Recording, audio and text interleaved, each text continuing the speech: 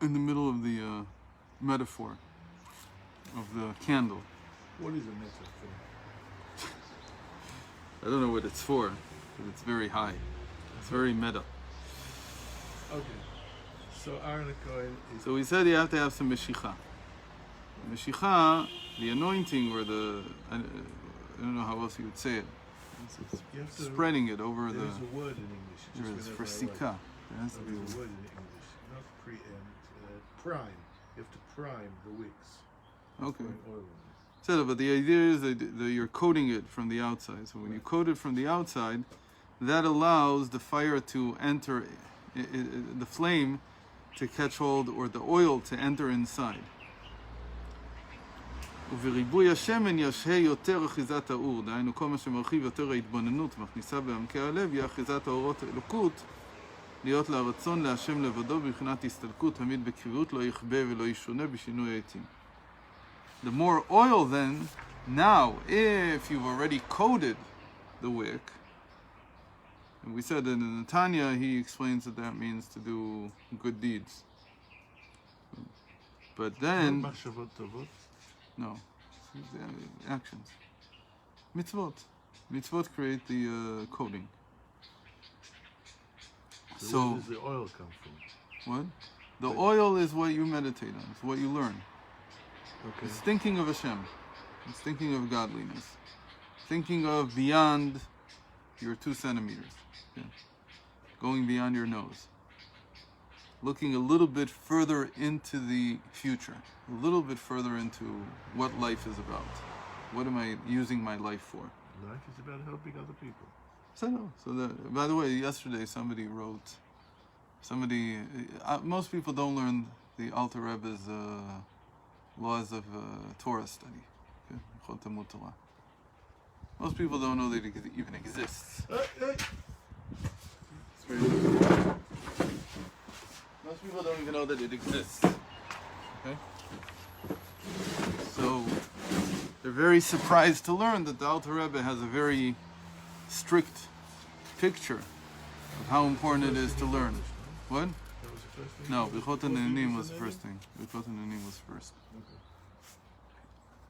So in it he explains many things that are very surprising. Because essentially, before him, nobody, or almost nobody, tackled the question of what do you need to know? You just need to know everything. Right? You don't need to know everything. Have you seen the list of what women need to know to run their house? How much do you need to know to fulfill the mitzvah? So we've talked about this in the past. There was this guy, he was very surprised because he read something new there.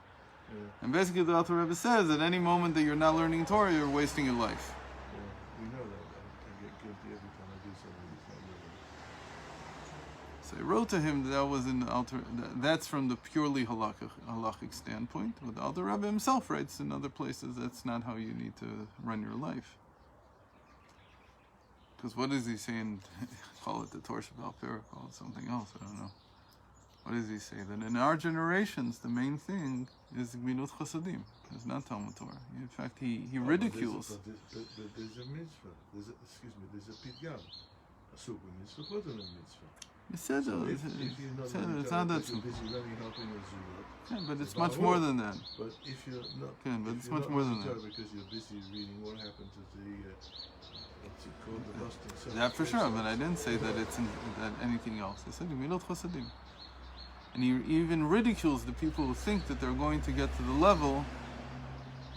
They think in their minds that they're going to learn so well that they're going to get to the level of the Tanaim, of the Amoraim, the Talmudic rabbis. He says that that's nonsense. You can't get to their level. The fact that you even think that way just shows that you don't understand it all Torah. You don't get it.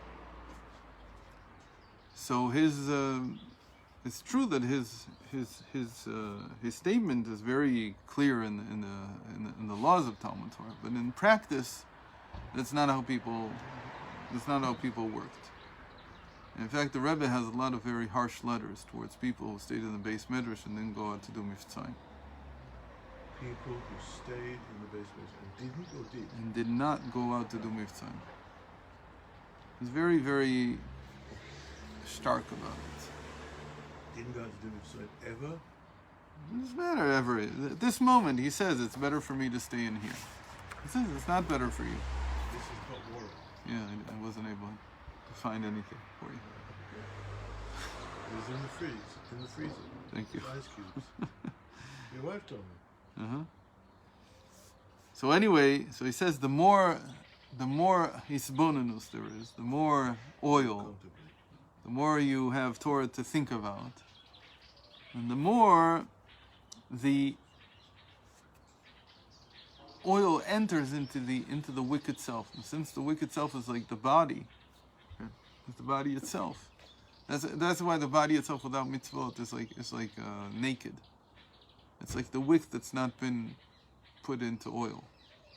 It burns in a second.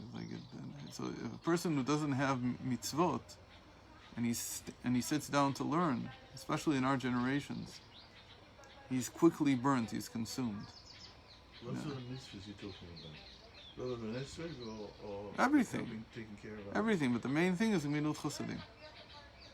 But all the mitzvot, whatever it is, if you're helping around the house, whatever it is, but you have to have, that's what it says, Kol shechochmato kodemet lema'asav, en chochmato mitkayemet.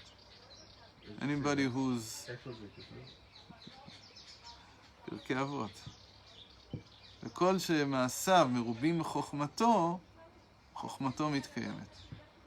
Which page? I don't remember, maybe fourth.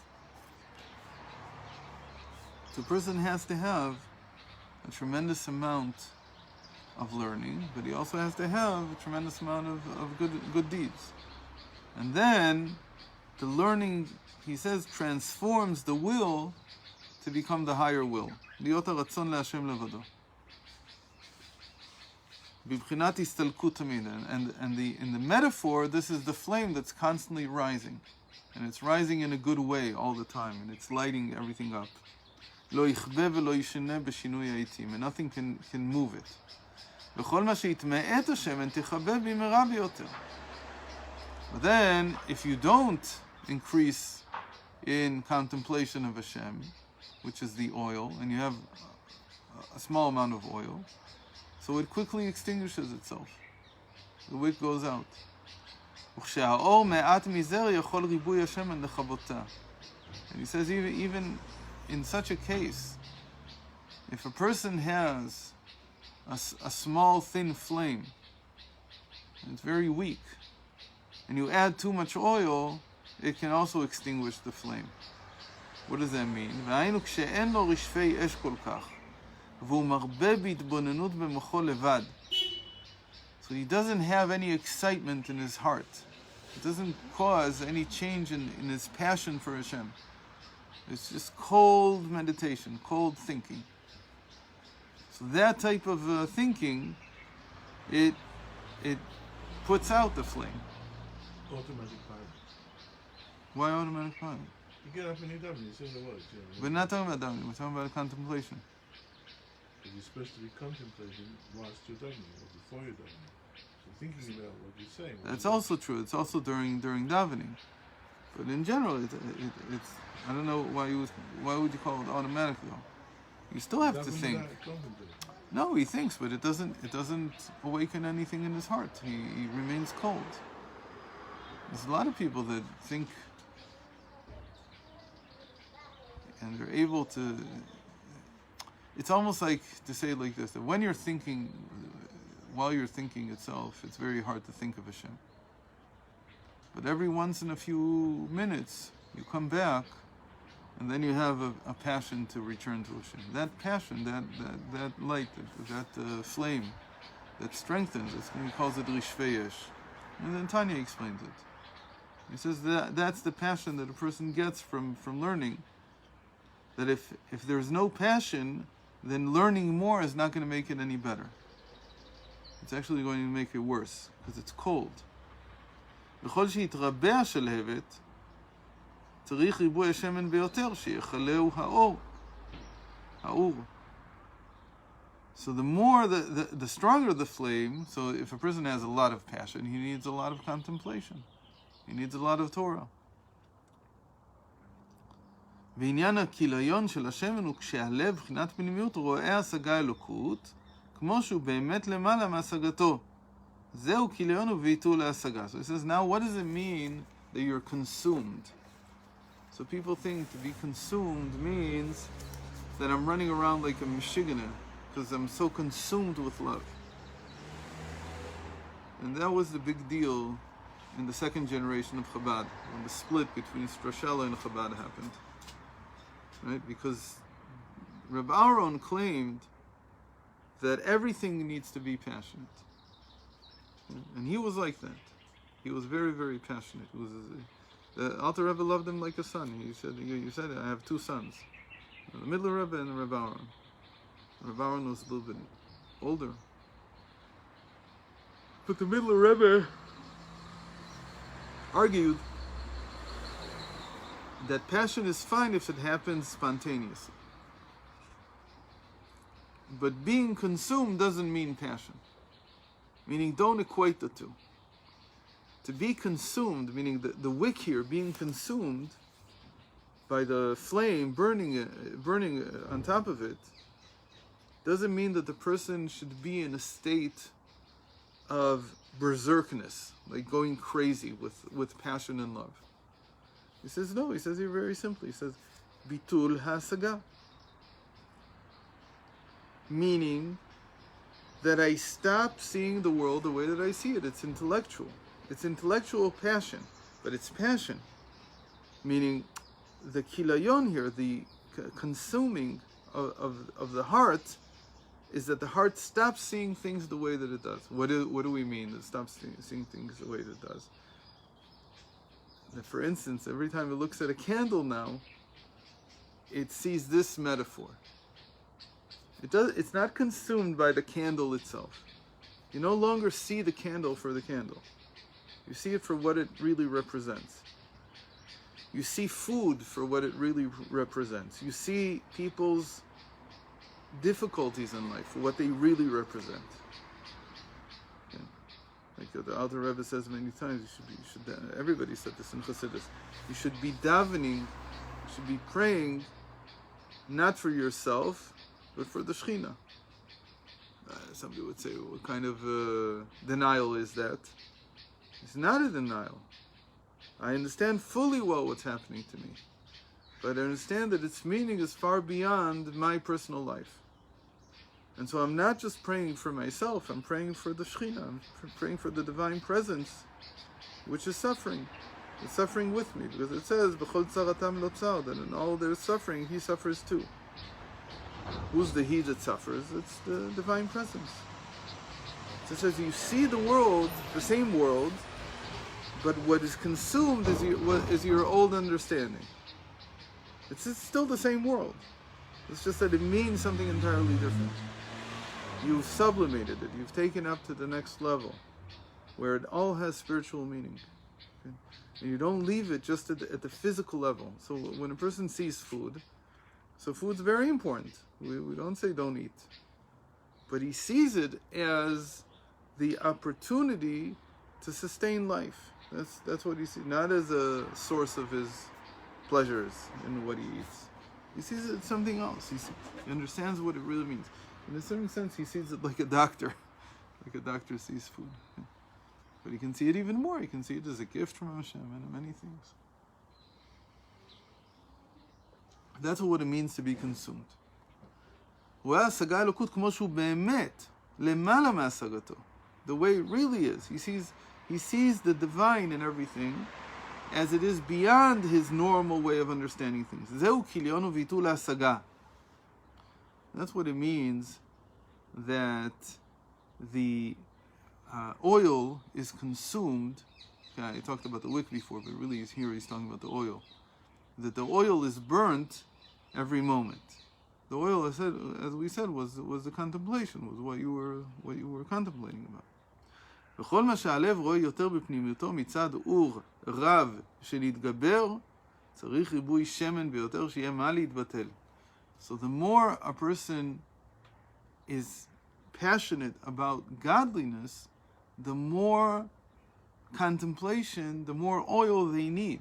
That's what it means, that the bigger the flame, the more oil it needs in order to sustain itself. It's like saying that a person who knows a lot and he understands how everything is related to godliness, so for him to study chemistry is a bracha. Because what else is he going to raise to that level? So the physical things that he learns about, they all transform in his mind to exemplars of divinity. That's what he reveals. So he's thirsty for knowledge. It's like he's thirsty for oil.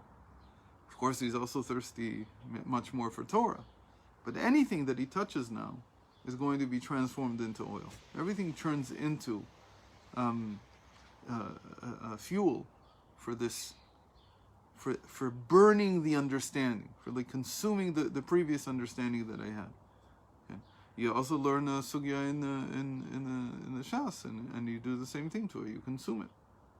Until now, everybody thought that this sugya is talking about, like for instance, when you learn second chapter of Shabbos, and you learn about the different wicks and the different oils. So now that you know this mimer, this essay, you understand it completely differently. So now you have a passion to go back and relearn the second chapter, at least the beginning of the second chapter, which is dealing with all the questions of the oil and the wicks. Because now you're thirsty to find, so how exactly, what details there add insight into my understanding of this whole metaphor. And there's a lot of insight there. שיהיה מה להתבטל ויתאחז האור הרב לכלותו. So you need more fuel for the flame to be able to consume that fuel. Okay, so all this is to understand the metaphor at the basic level of what a candle means, what it represents, what the wick is, what the oil is, and so on. V'inei. So now we're getting to what the mitzvah was for Aaron. What was the mitzvah? To light the candles, right? How does it work? Inyan hatavat hanerot, which really means to better the candles. Ki lifamim haner kava, af sheyeh harbe shemen. It says, why do you need to relight a candle? It says something very interesting. A lot of people don't know there was so much oil in each one of the candles in the menorah that it could easily burn for 8 days. Yeah, it worked it out for 25 hours in the winter. What? It worked out the dark, no? Put more than that? 3.5 log is, and it's like, you know, those big candles that you see in all kinds of graves now, full of oil, last for a week. That's about the amount. So it's a little known secret. If you actually do it once. Take the amount, half a log, for each candle. See how long half a log lasts. It depends how big your log is. Depends who's. No, everywhere I think it's 800 milliliters. 800 milliliters is a lot of oil. That's almost a full bottle of oil. Yeah, it's more than our bottles, but it's a lot. So people have done the experiment. It lasts for about 6-7 days. It's not such a... The problem with the menorah was something else. That in spite of the fact that it was a lot of oil, the menorah, the candles went out from time to time. They went out. So when they go out, you have to rekindle them. That's called hatavat hanerot. It's because the idea is not that you're lighting the candles. It wasn't called lighting the candles. Why is it called bettering the candles? Because the candles were fine, but they cleaned it up.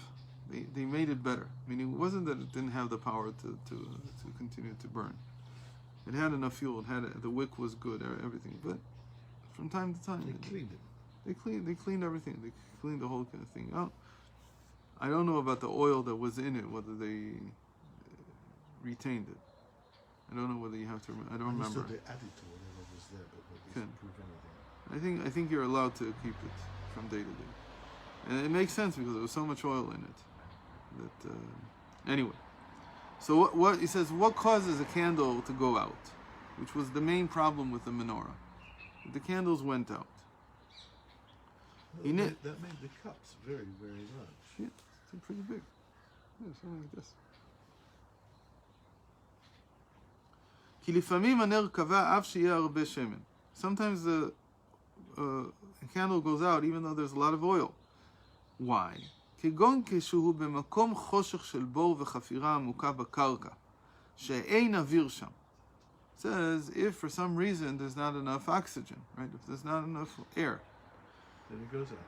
It goes out. For instance, when it's in a deep trench or in a hole in the ground, and if you go into the sewer system, then you have to wear a gas mask because there's no oxygen down there. It's usually ammonia and other things. So those things put it out. The fire can't burn. שהבל הגס והחום של העפר שבעומק החפירה מונע סילוק והגבהה של האש. Again, in the Alter Rebbe's time, they already knew about oxygen. He doesn't mention oxygen here, interestingly. He just says that the air is heavy and there's heat from the ground, and that prevents the fire from rising, meaning it doesn't have enough oxygen. כי מצד האוויר והרוח שבארץ הוא בא קצת האש. Because their theory, the ancient theory of fire was that the flame was carried a little bit higher by the air. So they knew they needed air, but their theory was that the air lifted the flame a little bit higher than the oil, and that distance was what allowed it to burn. So if the air is heavy, it's not light, so it's not lifting anything, and the flame, because that's, if you look at what happens if you watch a flame going out, you'll see that it lowers, it goes low.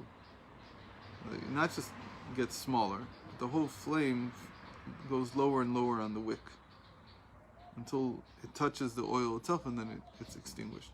That's exactly what causes what he said before, that if you add too much oil too quickly, it'll also extinguish the, even though the flame was supposed to burn, it burns from the oil.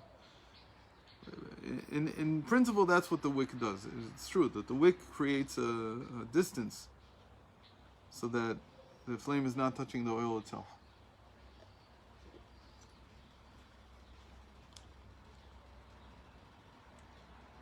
אשר שם מחבר. Sorry. Yeah. Where are we? כן. כמו, who knows, האדם בכסותו עליו, קרים וכסתות. כן, כשכוח המתהווה, גשמיות, רוח הבהמה ירדה למטה מאוד בריבוי עוצם נקודת הלב, הרי זה היפוך רוח האדם העולה למעלה. והוא הבל גס אשר ימנע אור אלוקי שתוכל להאיר בנפשו בכוח מה שבא בשעת התפילה. He says, this is exactly where the animal soul comes in. Because the animal soul is described as רוח הבהמה היורדת למטה. In Kohelet, he says, who knows? Does the spirit of man go up, and does the spirit of the animal go down? So he's asking it, as it were, about where does the spirit of each one go after it dies.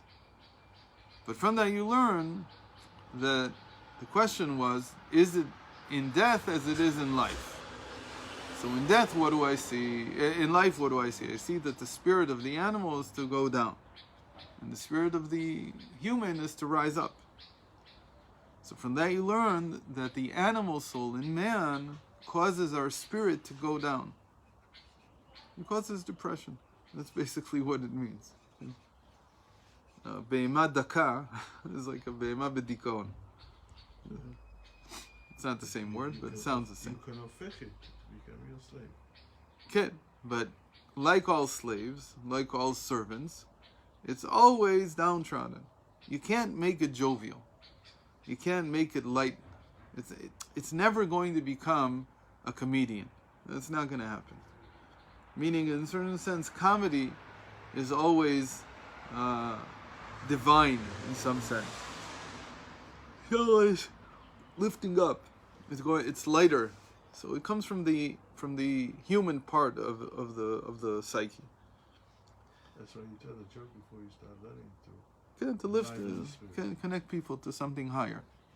Because humor basically means seeing beyond. It's seeing beyond the immediate gravity of the situation. That's why we call it gravity, right? Gravity means it's all heavy. That's how we see things. So the normal way is to see things like the animal. So it says it causes the air around the person to be heavy. And that's what causes the candle to extinguish.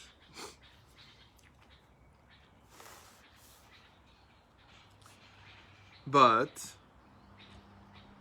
in him, when does a person combat this? During davening. In other words, davening is supposed to be, prayer is supposed to be uplifting. If it's not uplifting, then what did you do? It's supposed to connect you to something higher.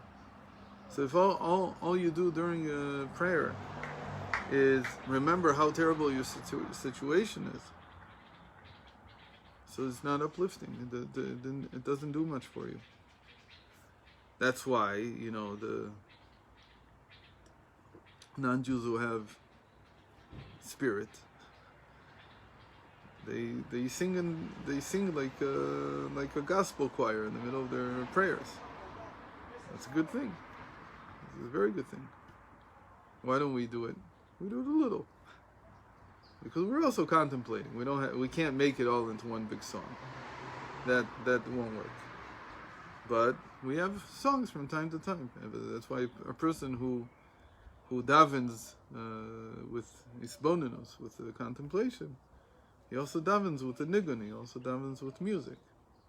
You can't not. And that's why in the temple, especially when they were bringing the sacrifices, the Levim would sing and play the instruments, because you have to lift the spirit of the animal. You have to lift it up, because naturally it'll go down.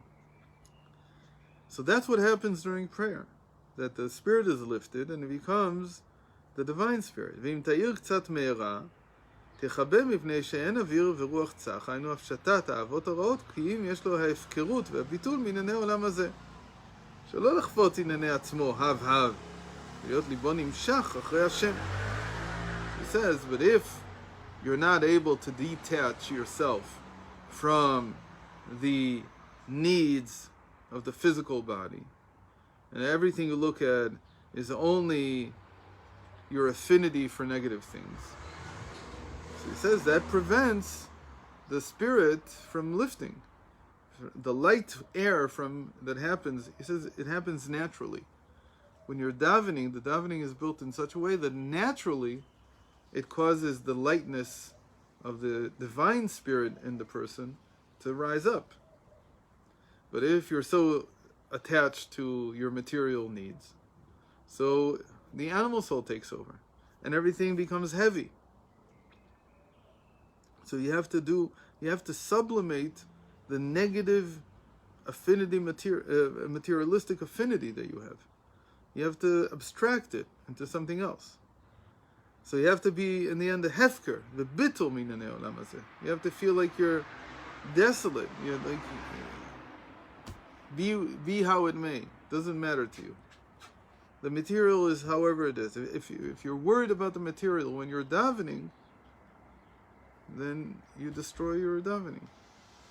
That's why it's so important to daven at the beginning of the day before you start worrying. Getting involved in So one of the things, that people who have stocks or Bitcoin, whatever they have, or they have a bank account, God forbid. Okay? One of the things you should not do, check your bank statement before you go to shul. Or your Bitcoin, or your stocks, the last thing you should reach for in the morning is your cell phone. Okay? You can touch your cell phone long after you finish davening. But if you don't do that, you ruin it without even knowing. And even if you're doing well and your Bitcoin went up and your stocks went up, and your bank account you just received $100,000 from somebody. That's all. And that's what you see before you daven. That's not lifting. That's not lifting at all. Because on the contrary, you're even more materialistically bound. The lifting of the soul during davening happens from the divine soul. So it always, inevitably, has to happen from forsaking the material, ignoring it.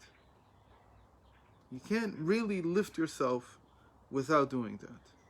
And with all that, Yeah. which I'm not arguing with you at all, whatever it says is you start off davening by putting a coin in the stocker. It's good for That's you, something it's else. good for everything. Okay. But stock is money, and money is gashmias. No, you turned it into a mitzvah. But you got to get the coins. You got to put them in your pocket. You got to go and work for them to have the coins. So if you don't go to work and then you go daven, those coins are supposed to be from yesterday. Yeah, but I'm saying the coins are money. It is a gashmias. Again, you'll have plenty of time for the money later. Well, why ruin the davening? davening? What I'm saying. You want to can use money to improve your davening by giving stock out. But again, it's not your money even. You don't even think about it. Yeah, I'm going. That's it. Fred, so we were supposed to start 10 to 8 to 20 to 9. We finished at 20 to 9, but we started at 10 to 8.